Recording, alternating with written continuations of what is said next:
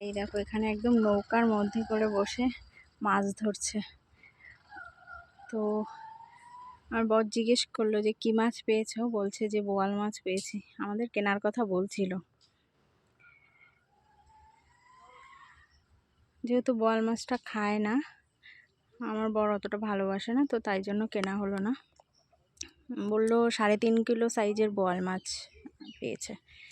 তো এই দেখো এরকম নৌকার মধ্যে বসে বসেই রান্না বান্না সব করে। আর এই যে জলের একটা ঢেউ আসছে, কিছুক্ষণ আগে এখান থেকে একটা বড় ছোটোখাটো জাহাজই গেল, মানে ট্রলার গেল, দোতলা, সরকারি হয়তো। তো গেল, এখনো যাচ্ছে, ওই যে দেখা যাচ্ছে। তো তাই জন্যই দেখো জলের ঢেউটাও বেড়ে গেছে, কি সুন্দর।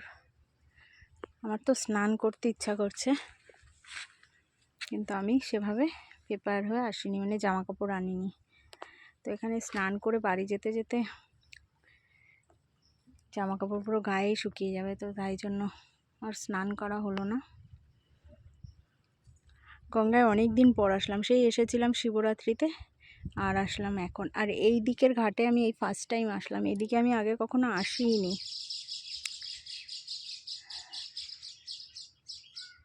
ভীষণ ভালো লাগছে, কি সুন্দর।